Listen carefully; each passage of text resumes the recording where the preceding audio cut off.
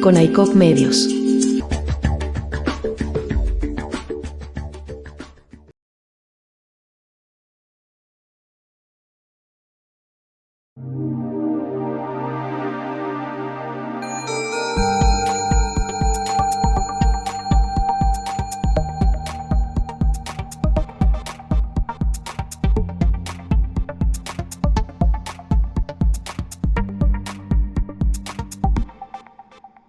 Saludos revolucionarios a todos y todas. Con ustedes su servidor y amigo Eduardo Medina Guevara, quien en nombre de esta organización comunicacional, la Voz Bolivariana Internacional, les saludamos de manera afectuosa y solidaria tanto a quienes nos siguen en vivo como a aquellos que disfrutarán de esta grabación. Su presencia es invaluable para todos nosotros. Es un placer darle la más calurosa bienvenida a esta importante transmisión. En nombre también de los administradores de este grupo, es el compañero José Amete, el compañero Rafael Barrantes, el compañero Eliezer González y hay un compañero que lamentablemente no lo conozco y se me escapa su nombre. Sin embargo, la Voz Bolivariana Internacional quiere sumarlo a todos ustedes para hacer un grupo orgánico donde puedan participar todos, que haya cabida para todos. Este evento no es solo una oportunidad para informarnos, sino también para reflexionar, dialogar sobre los desafíos y oportunidades que por supuesto enfrentan nuestras sociedades y regiones. Por tal razón, es para la Voz Bolivariana Internacional un gran honor contar con la distinguida presencia de nuestro hermano, camarada, amigo, el doctor Ángel Tortolero Leal. El doctor Tortolero es un destacado analista internacional, es encargado de negocio en Palestina e Israel y ex embajador en Chipre. Además, posee un profundo conocimiento de la República Bolivariana de Venezuela y, por supuesto, del contexto mundial. Hoy nos acompaña para compartir su análisis sobre un tema crucial, el fascismo y su manifestación en América Latina. Sin más preámbulos, le damos la más calurosa bienvenida al doctor Tortolero. Doctor, la sala es suya. Adelante. Muchas gracias, compañeros y compañeras. De verdad es un honor, un placer y un compromiso de patria grande podernos comunicar aprovechando la tecnología que nos dispone esta posibilidad de vernos las caras estando en la distancia, abrazarnos en la distancia y querernos más y saber que no estamos solos en este mundo. Fíjate, hacer una reflexión sobre lo que significa el fascismo en el siglo XXI nos mete en un debate profundo por cuanto históricamente se había hablado que el fascismo había muerto en el año 45 con el fin de la Primera Guerra, con el fin de las guerras mundiales en el planeta, y bueno, y que era una corriente específica correspondiente al modelo que Mussolini aplicó en la Italia de la guerra para gobernar y para mandar en el mundo. Luego esas características fueron reproduciendo tanto en España y en otros países de Europa, y poco se pensaba de que podía haber alguna posibilidad de que resurgiera el fascismo. Pues mira, a tenor de lo que establece la Carta Fundacional de las Naciones Unidas, ¿no? Dice, bueno, mira, llegamos ya al nirvana, llegamos a los ríos de leche y miel, donde los hombres y las mujeres caminaremos libres y las grandes alamedas se abrirán. Pues no, la mala noticia para todo es que el fascismo es igual decir fascismo que decir capitalismo. ¿Y por qué lo digo? Porque el fascismo viaja sobre la ideología vista desde como la caracteriza el marxismo clásico. Ideología es falsa conciencia. Todo el fascismo plantea es para mañana. Hay una esperanza que llegará, hay una esperanza que hay que cultivar para que un mañana provisor venga. Mañana usted será muy rico, mañana usted tendrá prosperidad y hay un país maravilloso donde la gente anda muy feliz porque hay ríos de leche y miel y se llaman los Estados Unidos de Norteamérica, que liberó a Europa de la desgracia del fascismo. Y ese cuento lo mantuvieron durante todo el siglo XX, sin darle ni un ápice, ni un tantico así, como dijera el Che, a los millones de muertos dejados por la vieja Unión Soviética en el campo de batalla contra Hitler, que es una expresión del fascismo, más no es el fascismo encarnado. Porque hay otros que sin negar sin expresar la condición per se, son racistas, son aporofóbicos, son xenófobos, son homofóbicos, son misóginos, odian Mira que odian. está, Víctor, está en la reunión. Digo, odian a los pobres, y por eso que digo que hablar de fascismo, uno puede rápidamente voltear el disco, como lo que eran los discos hace tanto, nosotros tenemos edad para eso, y dice, bueno, por la otra cara dice capitalismo. ¿Y por qué decimos que es el capitalismo? Porque Lenin nos advertía de que el imperialismo era la fase superior del capitalismo, cosa que es muy cierta. O sea, el objetivo del capitalismo como modo de producción, como modelo de vida, como manera de desarrollar o de establecer el modelo de explotación que todos conocemos, tiende o va direccionado al ejercicio de la hegemonía, a la imposición del dogma y al dominio, y hoy por hoy ya demostrado, planetario completo, o sea, hacia el imperialismo absoluto. Pero en ese transitar, el capitalismo ha demostrado varias veces su carácter criminal directo. ¿Cuándo lo hace? Cuando le surge el fascismo. ¿Y cuándo surge el fascismo como corriente histórica y como modelo, digamos, un tanto como forma de controlar, hacer control de daño dentro del capitalismo? Bueno, en la primera y segundo vimos en la mitad del siglo XX, en principio del siglo XX, luego del crash de los 20, cuando la economía se le vino abajo y la promesa de prosperidad en esa tierra, bajo el estigma del American Way of Life, el modo de vida americano, el sueño americano, ves que le haces agua y comienza a tener problemas sociales. ¿Qué cosas caracterizan al capitalismo para llegar a ser fascista? Bueno, mira, se les caen las instituciones ideológicas, la iglesia, la educación, pierde la calidad de vida porque ya el trabajo no le garantiza a los que conviven bajo ese sistema la sobrevivencia, el hábitat, la salud, la vivienda, la educación.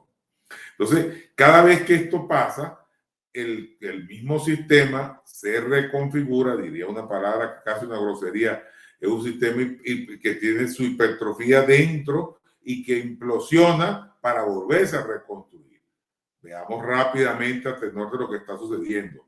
Una crisis económica bestial en toda Europa, una crisis económica bestial en Estados Unidos, en Norteamérica, con repercusiones en todo el hemisferio, en todo el continente americano, para no decir más, una crisis terrible de legitimidad de los gobiernos en todo eso que llamamos la desunión europea, tanto los que están agrupados en la Unión Europea como lo que llaman ellos Europa del Este, que por cierto geográficamente es Europa de centro.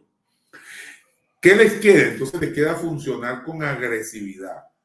Ayer fue a través de la escuela, a través de la iglesia, a través de la televisión, en América Latino-Caribeña, en nuestros países habían 3, 4 canales de televisión y todos al unísono nos contaban, nos hacían los mismos cuentos.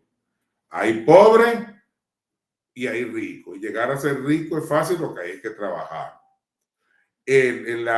Todas las características misógenas, racistas y en contra de los pobres se justificaban porque usted algún día iba mañana, si Dios quería, porque hasta el pobre Dios lo metieron en el compromiso. Dios prometía un futuro promisor, pero el presente que uno quería que funcionara no llegaba nunca. Entonces, y se fue gestando en esa conciencia de lo que en algunos países nuestros hay una burguesía establecida, vamos a decir, con cierto nivel de respeto por su identidad, pero en la mayoría de nuestros países lo que funciona es una oligarquía que está de espalda a los pueblos, que niega sus orígenes de clase y sus orígenes étnicos y sus orígenes de patria y termina entregándose con mucha facilidad a los designios de ese discurso que se llama el discurso de la modernidad y de esa práctica que va a traer la revolución industrial, la primera, la segunda, la tercera, la cuarta, y ahora que estamos en la quinta revolución industrial. Ahora, ¿qué es el fascismo hoy? el fascismo es expresión genuina de un proceso de dominación planetario que está en acción. O sea, el fascismo ya no es el nazifascismo, ni es solo la inspiración, ni solo está inspirado por el nacionalismo y por el culto a la raza, a la religión y a los valores, vamos a decir, y eso de valores, pongámoslo en subrayado, a los valores éticos y morales que acompañan el discurso del capitalismo como forma de vida. No, el fascismo va a estar impregnado ahora con mucho más riesgo que antes por algo que se llama el deep state, el estado profundo, y el estado profundo que antes era oculto, ahora nos lo ponen de frente en Technicolor, como decíamos antes, y a viva voz por todos los medios de comunicación, especialmente a través de esta cosa que llaman teléfono, del móvil, pues cada vez que usted lo enciende y busca en cualquiera de los motores de búsqueda que tiene allí, las primeras noticias que le salen, lo grande que es el señor Elon Musk, lo maravilloso que es Mark Zuckerberg, o lo superhombre que es el creador de Facebook y de todas estas redes, y pondera pues que esa gente es súper, ultra, recontra, súper millonario, porque ellos son gente muy, muy inteligente. Si seguimos observándolo desde el punto de vista de un análisis sociológico, antropológico, vivencial, quisiera hacerlo lo más potable para no entrar entonces en la discursiva y en la búsqueda filosófica de por qué surgió, cómo surgió. Bueno, el fascismo hace una expresión, hace una praxis concreta en América Latina, estableciendo primeramente una regla que es muy fácil de entender desde el punto de vista del análisis, que es decir que hay una clase que es superior, y usted no importa que tenga cara de indio, de cholo, de guajiro, de lo que sea, no, usted simplemente es superior porque usted no es de esa corriente extraña que se llama socialismo, que busca la igualdad de los hombres y las mujeres, igualdad de derechos, igualdad de oportunidades, repartición de la riqueza, porque eso es contrario a la lógica productiva que a mí me enseñaron en la escuela. O sea, el aparato ideológico que se aplica en la escuela, que todos sabemos que allí se modela al ciudadano universal, se le dan todos los valores éticos y morales, lo que no podemos hacer los padres en la casa, el modelaje de la conducta social para ser un ciudadano ejemplar y la admiración hacia ante las vallas, los carteles de neón, hoy son la admiración que hay hacia los TikTokers, los llamados influencers, y todo esto van modelando entonces un proceso. Característica número 1, en Venezuela hay un intento sostenido de parte de la derecha y de la ultraderecha por no acudir al debate político. No hay forma y manera de que esa derecha haga una propuesta de país o tenga en sus manos un plan, un proyecto de construcción para seguir haciendo patria. Todo lo contrario, las elecciones del 28, que por cierto asistió el presidente Nicolás Maduro en muy malas condiciones, y por condiciones favorables entendemos para un gobernante, una economía próspera, un salario digno, un sistema de salud 100% como lo tuvimos en algún momento. No, contra eso, por eso decimos en Venezuela, el presidente Nicolás Maduro hace de tripas corazón, que es un dicho que refleja que de la nada, con muy poco, se empezó a hacer mucho. Este es un pueblo aguerrido como somos todos los latinoamericanos, pero 5 millones de venezolanos cayeron en la misma tentación en la que cayeron, la misma trampa en la que cayeron unos cuantos millones de argentinos, unos cuantos millones de brasileños cuando votaron por Bolsonaro, los compañeros y compañeras, muchos compañeros latinoamericanos en el sur, y hoy por hoy entonces se extiende esta corriente de la ultraderecha, por eso sigo ratificando que el fascismo es capitalismo, de la ultraderecha con el mismo discurso del siglo XIX, desarrollado en el siglo XX y con las mismas categorías de análisis. Cuando uno lee la prensa, cuando uno lee los análisis, va a descubrir que el mexicano de a pie es menos mexicano que el señor Vicente Fox, que es una maravilla porque fue presidente de la Coca-Cola, y que AMLO es un viejo loco, y eso lo pongo entre comillas, no lo estoy diciendo yo, un señor que yo respeto muchísimo, el presidente AMLO, pero es que viste la cara de indio que tiene cara de aborigen, entonces no puede ser.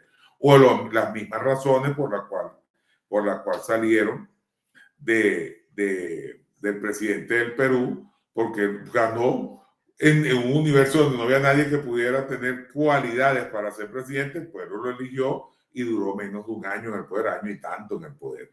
Las mismas características raciales contra Chávez, porque Chávez es un mulato o un sambo con la boca grande como la de un negro, la nariz prominente, típico de nuestra mezcla racial, que es maravilloso y profundo, y por eso en nuestra familia hay blancos puros, y hay negros, y hay morenos, y hay lo que llaman los antropólogos de la derecha, hay un mestizaje que nos permite tener una raza perfecta, decía el presidente Chávez.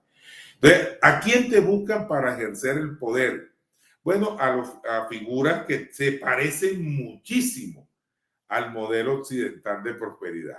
Venezuela se llama la señora María Corina Machado, una señora de la alta burguesía, de lo que Nicolás Maduro llama los apellidos, que es la que va a dirigir las huestes en contra de todo un pueblo. Ahora, ¿por qué ese pueblo va y vota por la opción de la ultraderecha?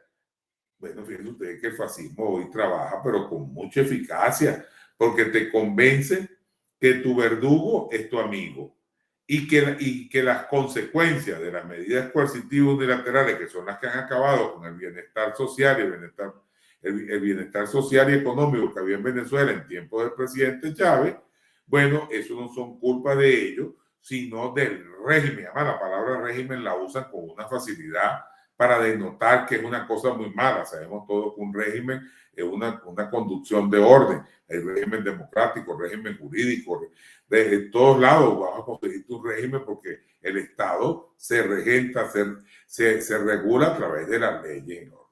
Entonces, cuando dice fascismo en Venezuela, no, eso es imposible, eso se acabó ya. No, los discursos en las iglesias de cualquier índole, no me quiero meter con la fe de nadie, se lo juro, pero bueno, los discursos tanto en la iglesia católica como en la iglesia evangélica ultraderecha terminan tributando toda su inspiración a demostrar, a decir, a través de muchas mentiras, a decir que este régimen es oprobioso, persigue a la gente, tiene cámaras de tortura, o sea, todo lo que hicieron en el periodo anterior, la Cuarta República, así llamada, o sea, en el siglo XX.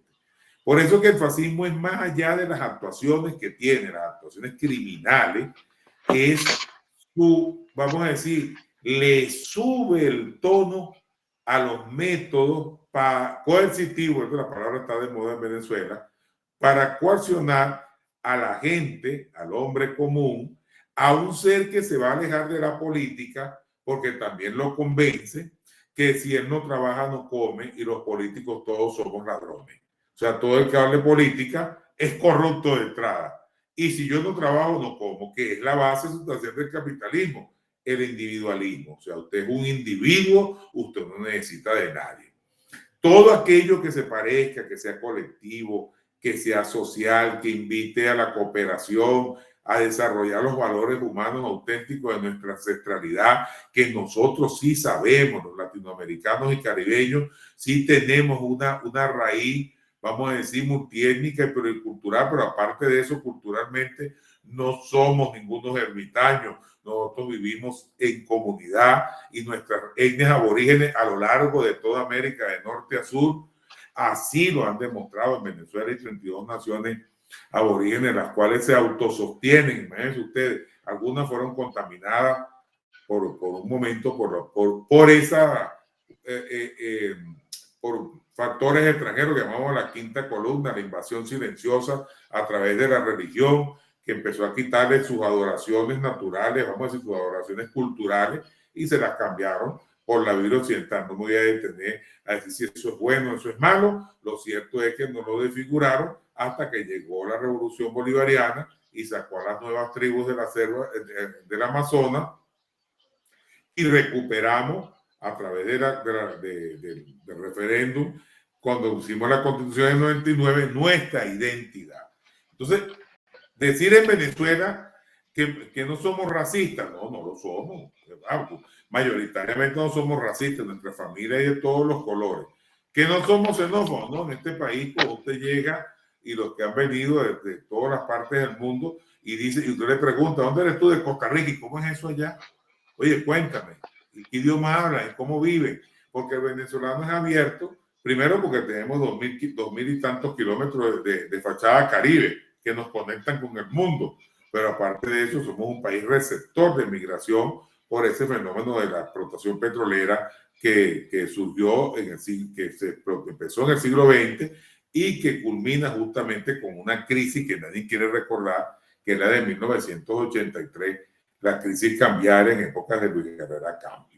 Es con Chávez que vamos a levantar el petróleo de $7 el barril, que lo recibió en el 98, a $105. ¿Por qué? ¿Se acuerdan del viaje de Chávez a Irán? Entonces, viendo lo más grande, para no quedarme solo en Venezuela, ¿qué hace los imperios occidentales? Están derrotados en la práctica. Los viejos enanos le crecieron todos. Entonces la China milenaria, anticuada, del modelo maoísta de desarrollo, desde finales del siglo XX a esta fecha ha crecido exponencialmente y se ha convertido en la referencia mundial de la economía, pero sigue siendo gobernada, y eso lo ocultan los grandes medios, por el Partido Comunista Chino.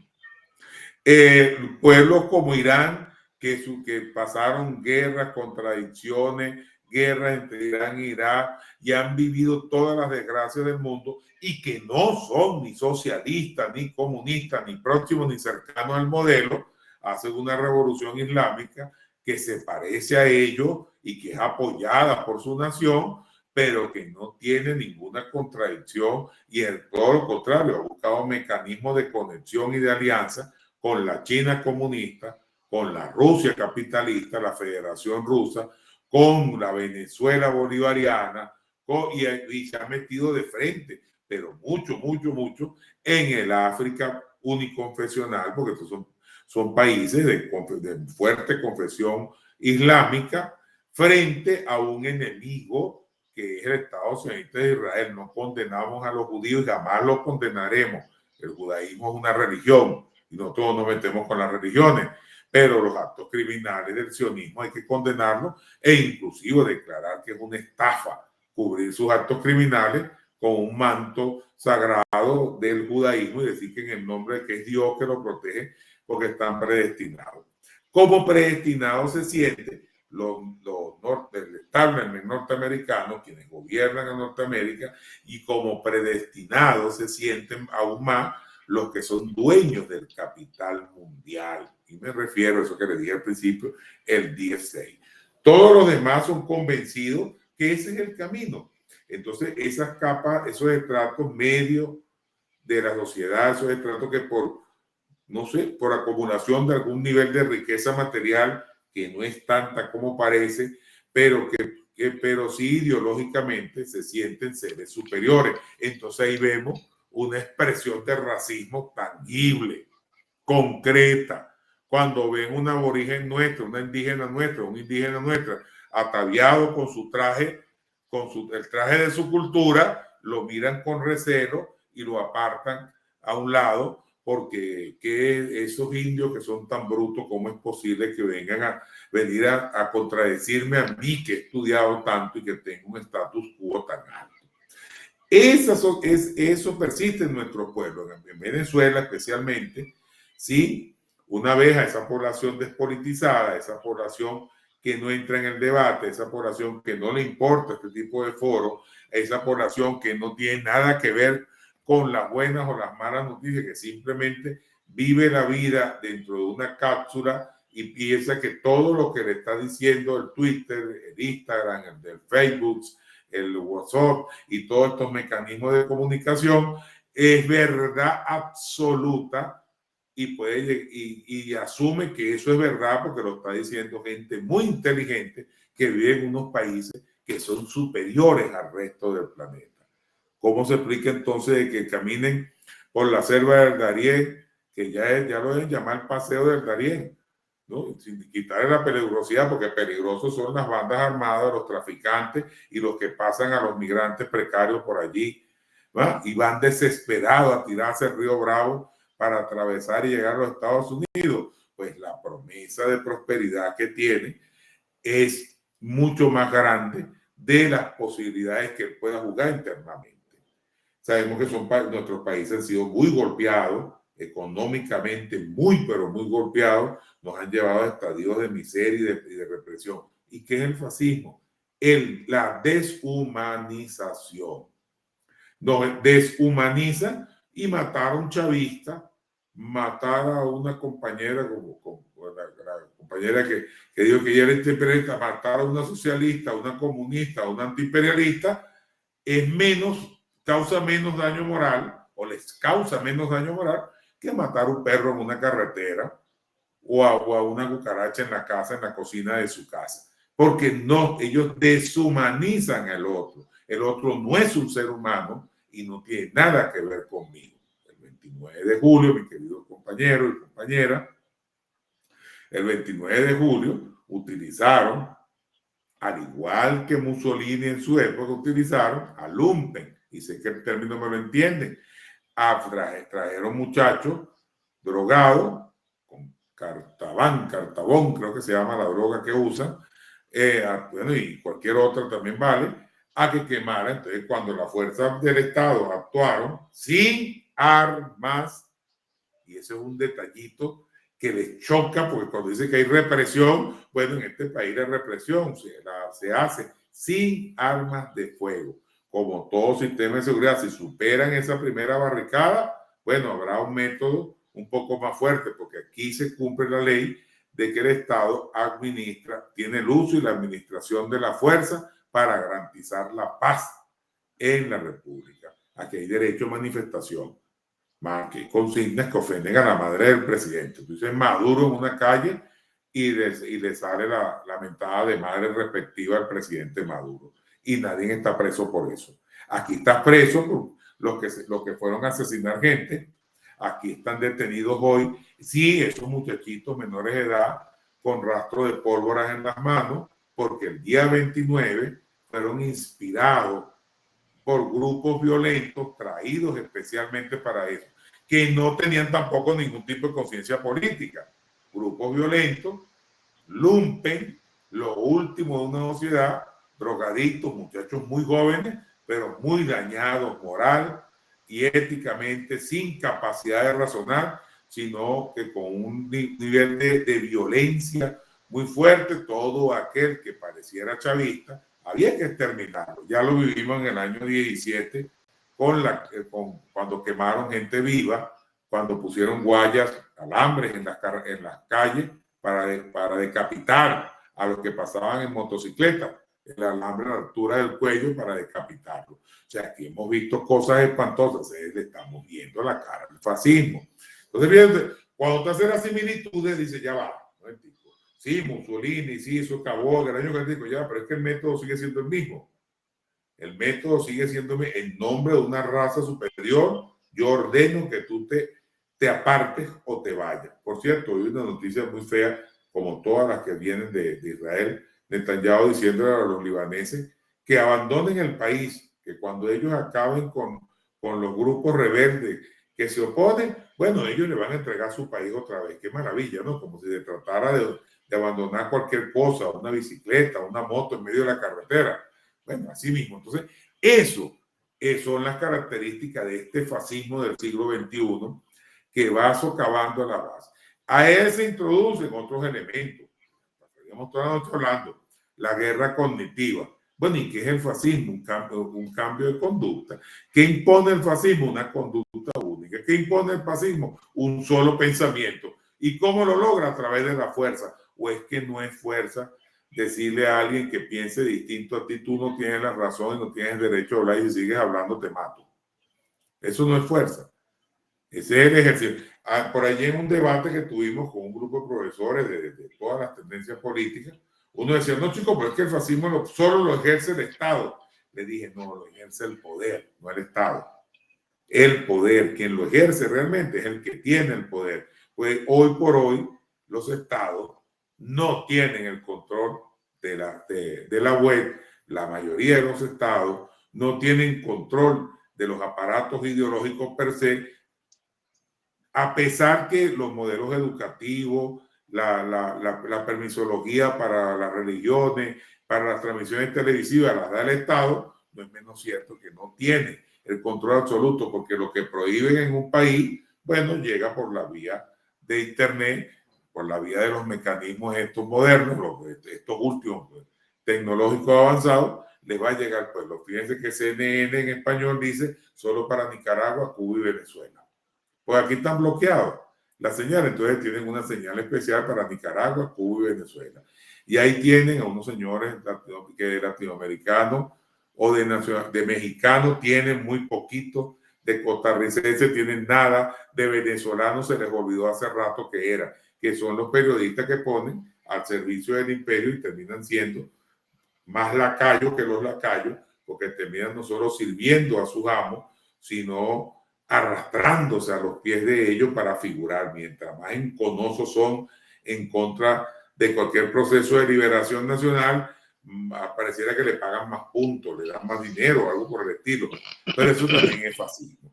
Entonces, identificar, mi querido hermano, va a ser el largo el cuento, identificar el fascismo, bueno, agarra en internet una taxonomía y todo un ordenamiento que dice cuáles son las características del fascismo y mire alrededor de su casa, salga a la puerta de su casa y observe y después prende la televisión, escuche la radio y vea que lo tenemos muy vivo y muy presente y muy puesto y dispuesto para cambiar eso, para hacer eso que se llama cambio de régimen. Andrés Manuel López Obrador en México, un hombre que se merece los mayores honores, como todo ser humano puede ser que haya cometido errores, porque nadie es perfecto, pero la ponderación de ese señor, con ese discurso bien ponderado, sin levantar la voz, sin decir una grosería, el tipo le ha batido las verdades a Norteamérica y se convierte en una espina en el zapato. Y los mexicanos que tenían rato llevando golpes de parte de una oligarquía que tampoco se le pueden llamar burguesía porque no producen absolutamente nada. Son unos holgazanes que viven de las trampas, ¿cómo se llama? Del tráfico de influencia a favor del Estado. En Perú igualmente, una señora, con qué moral la presidenta del Perú nos pide a nosotros que demostremos legitimidad en las elecciones. Y uno le va a preguntar, ¿y cuál elección ¿cuál proceso electoral la llevó usted a la presidencia? Sería bueno preguntarle, ¿no? ¿Ah? O un Boris en Chile que da vergüenza, un hombre joven, un muchacho, puedo decir yo que es un muchacho que se montó sobre la ola de una gran protesta en Chile para terminar siendo más pinochetista o más seguidor de Pinochet que todos los anteriores. O cuando uno ve la actuación de un Fernández en Argentina que sin ánimo de hacer leña del árbol caído, le dan un tiro a María Cristina, a Cristina Kirchner, su vicepresidenta, y el tipo no dice ni media palabra, porque pudiera caer disonante entre los grupos favoritos del poder y termina aliándose pidiendo a la Venezuela que muestre la verdad de su proceso electoral. Pero no seas tan cretino, chicos, si es que Venezuela tiene un sistema electoral inviolable y que la única forma de violar el resultado electoral ahí es que todos los partidos, todos los que participaron, que tienen, por cierto, su ingeniero en la sala electoral, se metan la clave para poder cambiar los resultados si así lo quisieran hacer. Pero mire que María Corina tenía su representante allí y los demás partidos de oposición igualmente. Entonces, bueno, que no han presentado las actas, bueno, nosotros presentamos resultados, los resultados han dado, porque hackean todos los días, hackean la página del CNE, porque ellos tienen que mantener el clima tensional hasta el 10 de enero. ¿Y qué hace el fascismo? Controla los medios de producción de propaganda. Con esa acción siguen tejiendo el manto de la duda sobre el proceso electoral para avanzar con violencia en enero, que es su última esperanza. No puedo cerrar sin decirle que González Urrutia, el señor que le servía el candidato pancarta, le decimos acá, el candidato póster, porque resulta ser que la campaña la hizo la señora María Corina con una foto del señor de González y Urrutia, y la ponía, este es el presidente. O sea, es una cosa bastante, vamos a decir, si no fueran tan criminales, fuera hasta chistoso, ¿no? Pero los actos criminales que han cometido y siguen cometiendo son más grandes. Entonces, característica del fascismo: engaño a las masas. Una mentira repetida mil veces se convierte en una gran verdad. No, aquí una mentira repetida millones y millones y millones de veces establece la verdad. Y están estableciendo. La batalla nuestra es titánica en contra de ese gran monstruo. En la diferenciación de clases, hay gente que nace superior por naturaleza, por nacimiento, están predestinados para gobernar. Todos los que no se parezcan a una persona como esa, tan bonita, blanquito, y hasta nos distorsionan los patrones de belleza, no es persona. Así que lo puede matar libremente, porque eso no es una persona. Han matado 47 venezolanos y venezolanas. Y el último detalle, que no es propagandístico del gobierno de Nicolás Maduro, no es un acto de propaganda, es una verdad concreta. Los muertos los ponemos los bolivarianos y las fuerzas públicas que defienden al Estado de la República Bolivariana de Venezuela.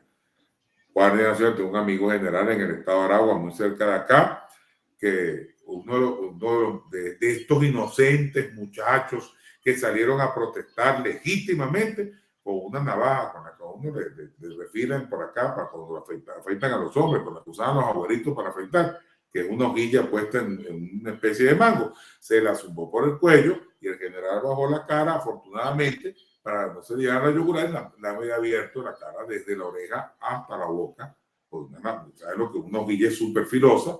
Se la pasó. Pero de eso no se habla nada en los medios de comunicación o los grandes medios de comunicación. Y no estoy justificando la violencia, porque la violencia genera violencia. O sea, toda acción tiene una reacción, todo golpe, todo ataque tiene su contraataque. Pero tienen que darle gracias a todos los dioses del universo que aquí gobierna la revolución bolivariana, porque nuestra gente sí estaba brava el 29. Y no salieron porque hay un equipo político, militar y policial, como lo llamamos en Venezuela, que llamó a nuestras bases militares: ustedes se quedan en la casa, no salgan. Fíjense que pasamos 28, 29 y 30. En una jugada maestra, el presidente Maduro no es que lo dejó que hiciera lo que era la gana, sino que se aplicó la máxima que Chávez usaba, que era: dejémoslos que se cuezan en su propio caldo. O sea, déjalos allí, los cercas bien cercados, y que ellos se cocinen solos. Los que conocen Caracas, pero no importa, Caracas es más larga de este a oeste que de norte a sur, la ciudad capital de Venezuela. Caracas es muy chiquita, pero lo que llamamos la Gran Caracas, que agrupa al estado La Guaira, al estado Miranda, que casi la circunda completamente, o mejor dicho, completamente la circunda. Entonces, Caracas, el lado más este de Caracas es Petare. Yo vivo muy cerca de ahí. Petare es una serranía que está llena de casas y es uno de los barrios más grandes de toda América latino-caribeña.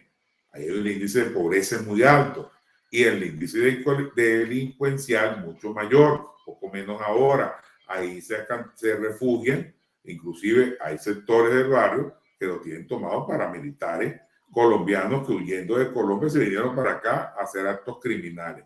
Hoy por hoy es menos, ¿no? La crisis económica también les pegó y se fueron para otros países.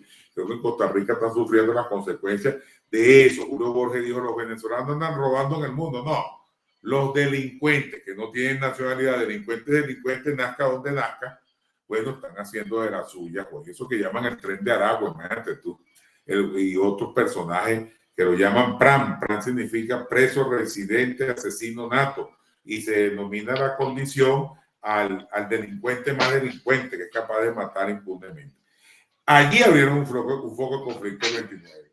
El segundo foco de conflicto fue a la parte más oeste, en el oeste de la ciudad caraqueña, al extremo oeste, del centro de la capital hacia el oeste, vive, digamos, los sectores populares. Estás en los sectores populares, una clase trabajadora, vivienda, pero más hacia el oeste está una organización muy grande, que es popular, muy histórica, que colide con la capital del estado Miranda.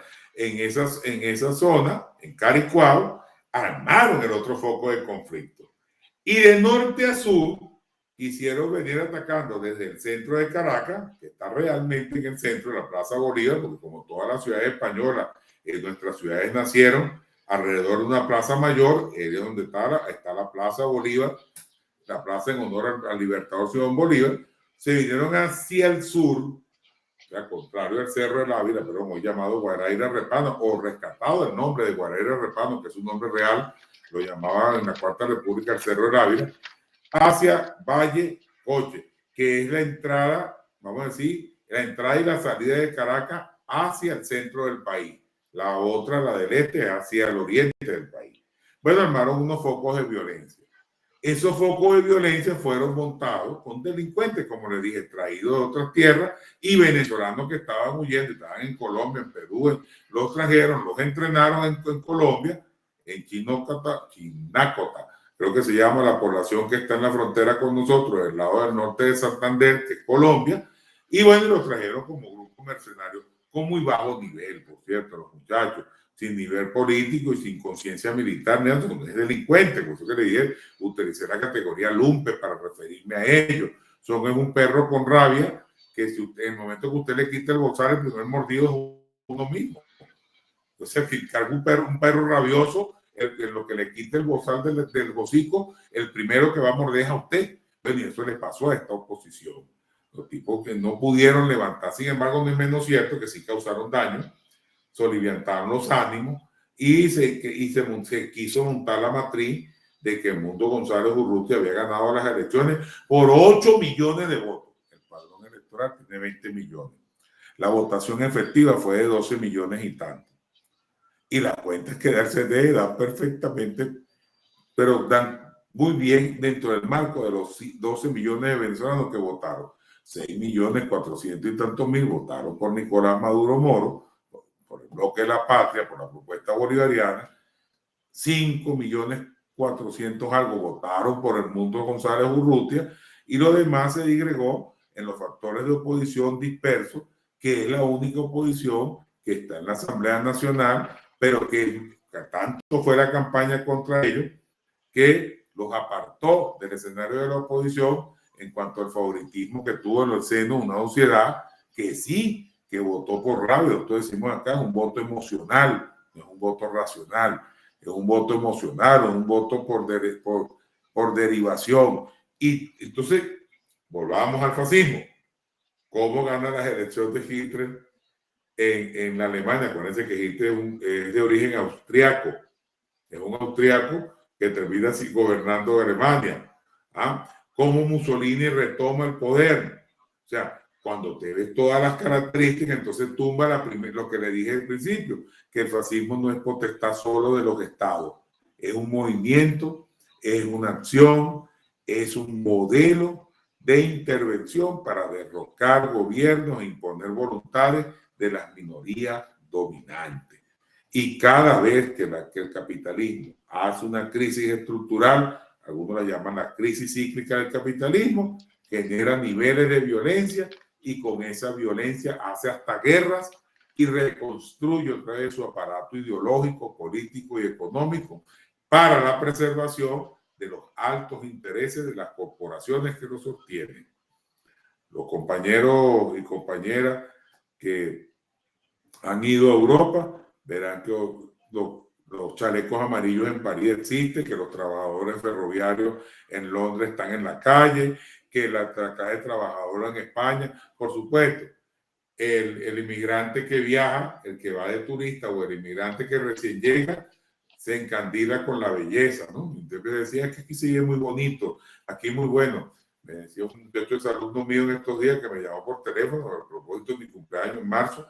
Me decía, bueno, que yo estoy muy feliz, tengo 2 trabajos. ¿Y cómo que 2 trabajos? No, yo en la mañana trabajo 8 horas y en la tarde trabajo 8 horas más. A veces de domingo a domingo. Yo estoy hasta los sábados. Entonces la pregunta que yo le hice desde mi vejez, desde mis 61 años, le dije, mira hijo, ¿y a qué hora tienes novia? Para no decir la grosería que le dije, ¿a qué hora te das un traguito? ¿A qué hora sales a bailar? ¿A qué hora tú vives? Porque si alguien trabaja 16 horas diarias, el margen de vida ese es muy poquito, no vive. Porque para no preguntarle a qué hora duermo. Entonces, fíjate cómo están convenciéndose de eso. Entonces, cuidado, mi querido camarada, alerta, ya no es que camina la espada de Bolívar, y ahora es que estamos resistiendo una andanada, un golpe, vamos a decir, que continuado de un proceso político por la imposición del modelo hegemónico norteamericano, europeo y del Reino Unido.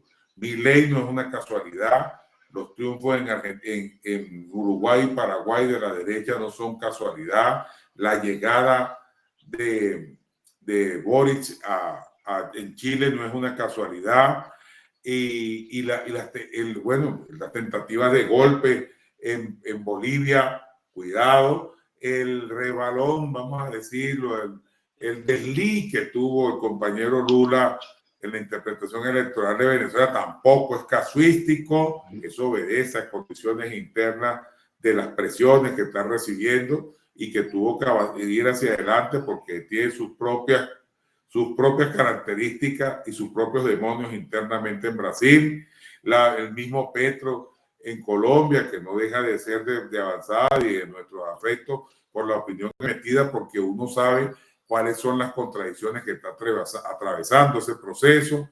De ahí en adelante, Panamá sigue siendo la preferida de Norteamérica, y con ese presidente que tiene allí, por favor, que no porque ella se haya metido con nosotros, sino porque el hombre es extremadamente servir al imperio y no le da vergüenza hacerlo.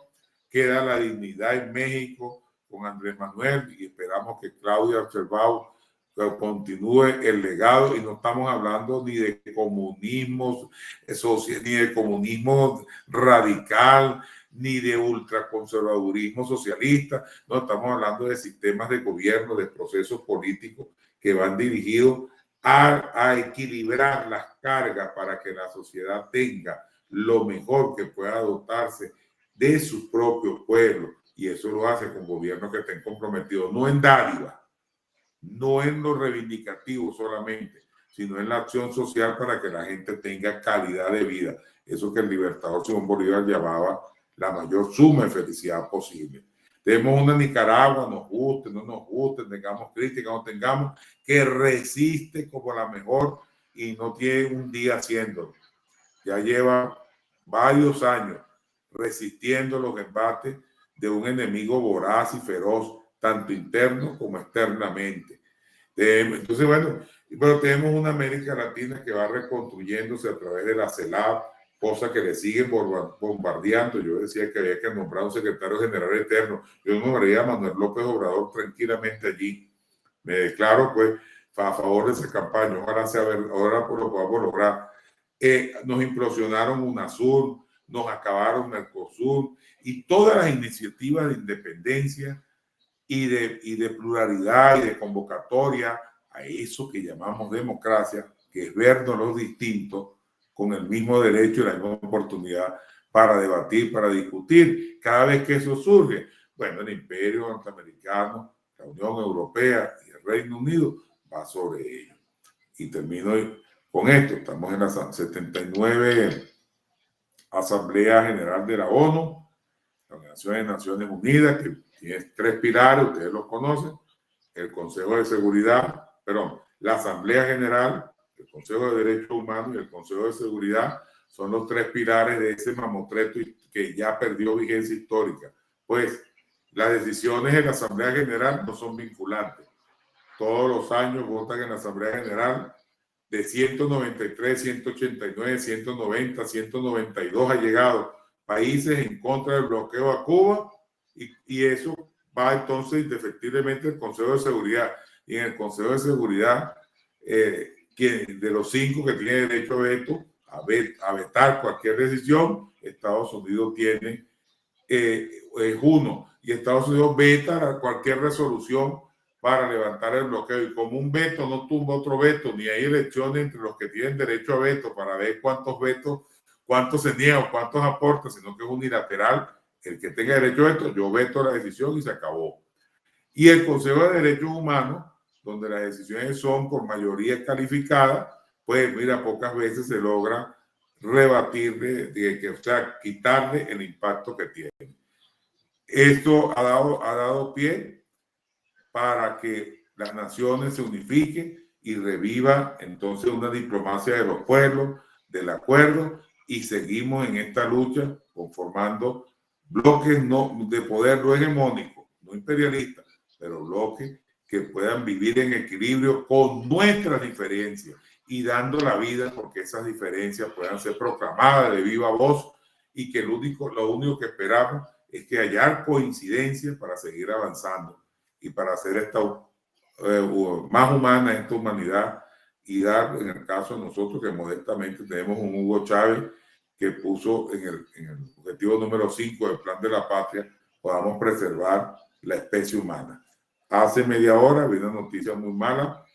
Rusia sigue diciendo que si los ataques continúan por la vía que van, usarán métodos superiores de fuerza.